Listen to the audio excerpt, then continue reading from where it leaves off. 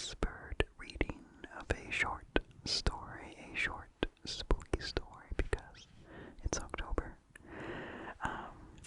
So this is from 1892. It is The Man of Science by Jerome K Jerome. It's a pretty short story, and it's fun. It's spooky. If it was a short film, it might be kind of cheesy, but it would have good vibes. Good spooky vibes. But yeah, I can totally imagine it as a cheesy, like, I don't know, black and white movie from like the 50s or something. Yeah, so feel free to pay attention or to just kind of relax to the slow whispers. So, yeah. Hopefully the closed captions work. If not, very sorry. So, let's do this. The Man of Science. I met a man in the Strand one day that I knew very well, as I thought, though I had not seen him for years. We walked together to Charing Cross, and there we shook hands and parted. Next morning, I spoke of this meeting to a mutual friend, and then I learned, for the first time, that the man had died 6 months before. The natural inference was that I had mistaken one man for another, an error that, not having a good memory for faces, I frequently fall into. What was remarkable about the matter, however, was that throughout our walk I had conversed with the man under the impression that he was that other dead man, and whether by coincidence or not, his replies had never once suggested to me my mistake.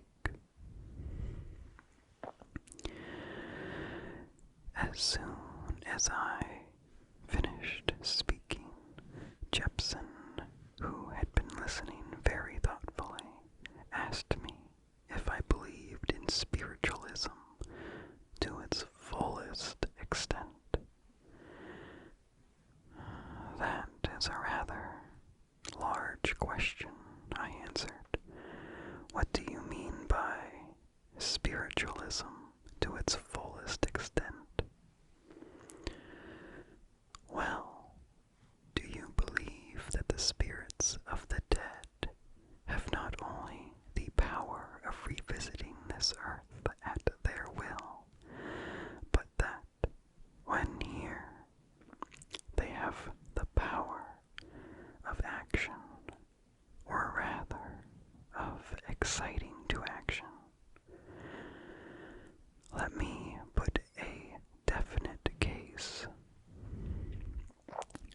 A spiritualist friend of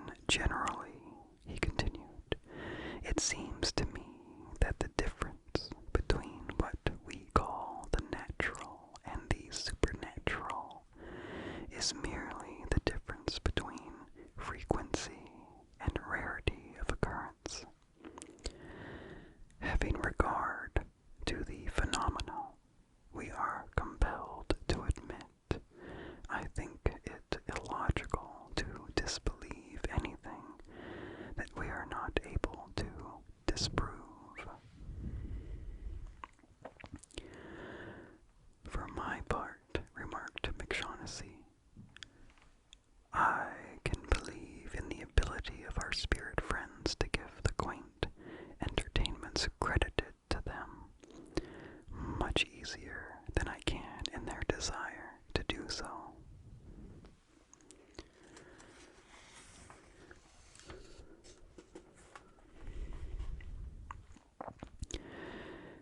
You mean, added Jepson, that you cannot understand why a spirit, not compelled as we are by the exigencies of society, should care to spend its evenings carrying on a labored and childish conversation with a room full of abnormally uninteresting people.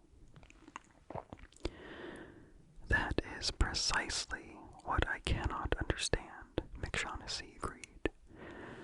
Nor I either, said Jepson. But I was thinking of something very different altogether. Suppose a man died with the dearest wish of his heart unfulfilled.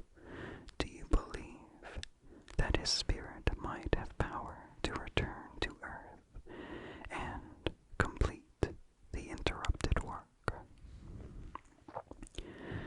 Well, answered McShaughnessy, if one admits the possibility of spirits retaining any interest in the affairs of this world at all, it is certainly more reasonable to imagine them engaged upon a task such as you suggest, than to believe that they occupy themselves with the performance of mere drawing-room tricks.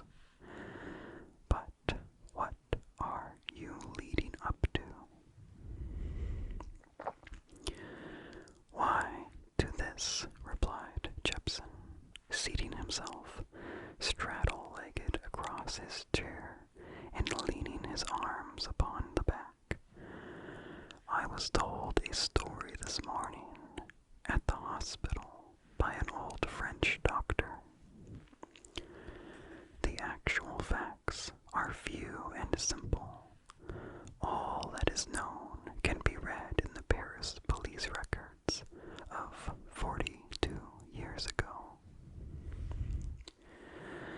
The most important part of the case, however, is the part that is not known, and that never will be known. The story begins with a great wrong done by one man unto another man. What the wrong was, I do not know. I am inclined to think, however, it was connected with a woman. I think that because he who had been wronged hated him who had wronged with such a hate, such as does not often burn in a man's brain unless it be fanned by the memory of a woman's breath.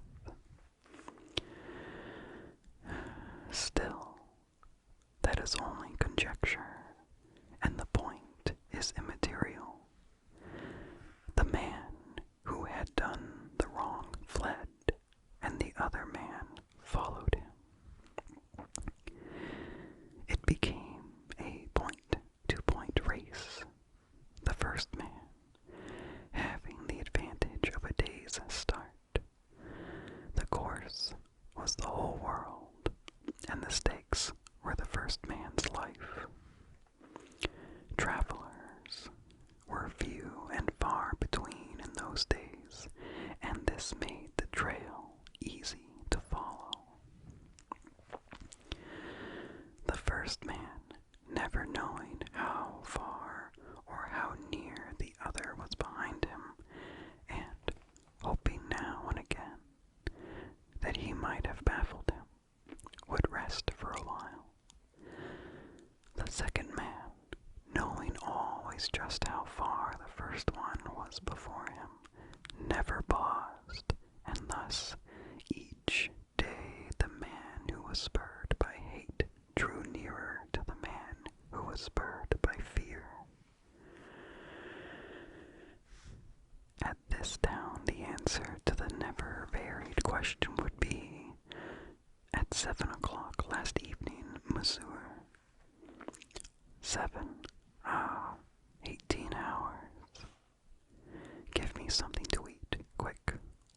horses are being put to. At the next calculation would be 16 hours. Passing a lonely chalet, Monsieur puts his head out of the window. How long since a carriage passed this way with a tall, fair man inside? Such a one passed early this morning, Monsieur. Thanks, drive on. 100 francs apiece if you are through the pass before daybreak. And what for dead horses, Monsieur? Twice their value when living. One day, the man who was ridden by fear looked up and saw before him the open door of a cathedral, and, passing in, knelt down and prayed. He prayed long and fervently, for men, when they are in sore straits, clutch eagerly at the straws of faith. He prayed that he might be forgiven his sin, and, more important still, that he might be pardoned the consequences of his sin and be delivered from his adversary. And a few chairs from him, facing him, knelt his enemy, praying also. But the second man's prayer, being a thanksgiving merely, was short, so that when the first man raised his eyes, he saw the face of his enemy gazing at him across the chair tops with a mocking smile upon it. He made no attempt to rise, but remained kneeling, fascinated by the look of joy that shone out of the other man's eyes. And the other man moved the high-backed chairs one by one and came towards him softly. Then, just as the man who had been wronged stood beside the man who had wronged him, full of gladness that his opportunity had come, there burst from the cathedral tower a sudden clash of bells, and the man whose opportunity had come broke his heart and fell back dead, with that mocking smile of his still playing round his mouth. And so he lay there. Then the man who had done the wrong rose up and passed out, praising God.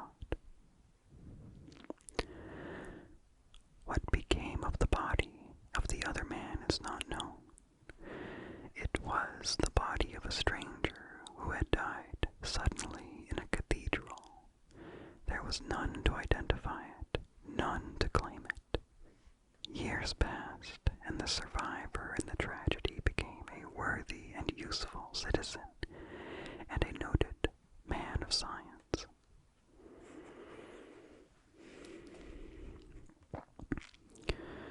In his laboratory, there were many objects necessary to him in his researches, and prominent among them stood, in a certain corner, a human skeleton.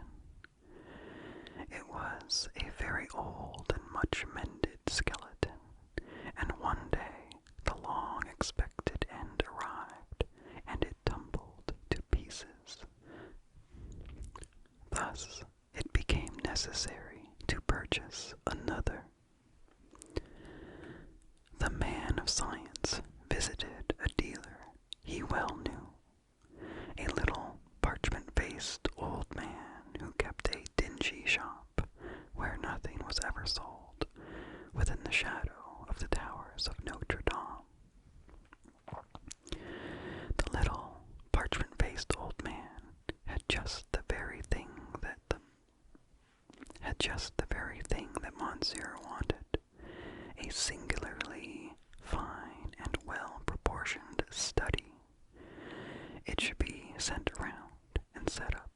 Monsieur's laboratory that very afternoon. The dealer was as good as his word. When Monsieur entered his laboratory that evening, the thing was in its place. Monsieur seated himself in his high-backed chair and tried to collect his thoughts.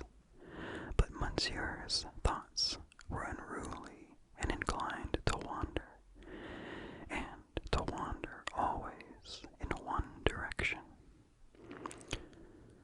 Monsieur opened a large volume and commenced to read.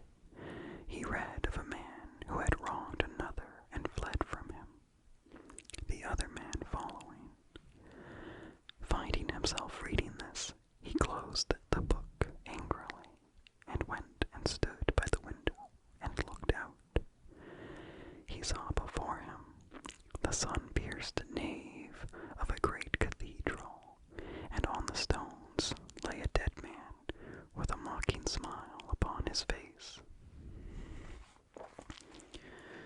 Cursing himself for a fool, he turned away with a laugh. But his laugh was short-lived, for it seemed to him that something else in the room was laughing also. Struck suddenly still, with his feet glued to the ground, he stood listening for a while. Then sought with starting eyes the corner from where the sound had seemed to come. But the white thing standing there was only grinning. Monsieur wiped the damp sweat from his head and hands and stole out.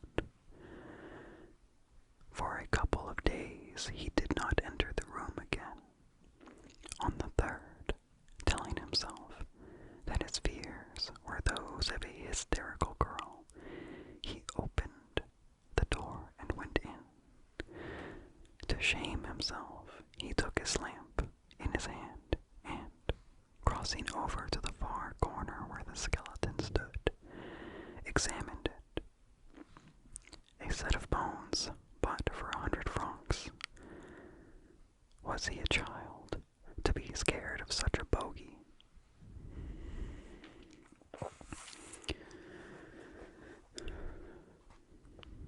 He held his lamp up in front of the thing's grinning head. The flame of the lamp flickered as though a faint breath passed over it. The man explained this to himself. By saying that the walls of the house were old and cracked, and that the wind might creep in anywhere. He repeated this explanation to himself as he recrossed the room, walking backwards, with his eyes fixed on the thing. When he reached his desk, he sat down and gripped the arms of his chair till his fingers turned white.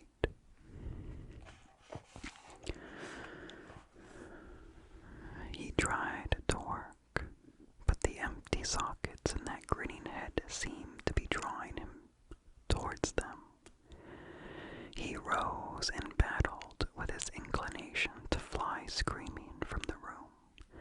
Glancing fearfully about him, his eye fell upon a high screen standing before the door.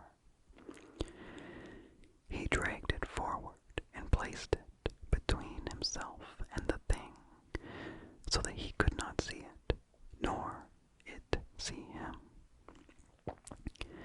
Then he sat down again to his work.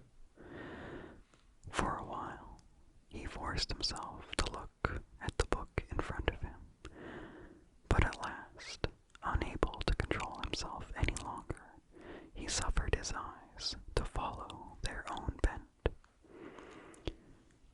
It may have been a hallucination. He may have accidentally placed the screen so as to favor such an illusion, but what he saw was a bony hand coming round the corner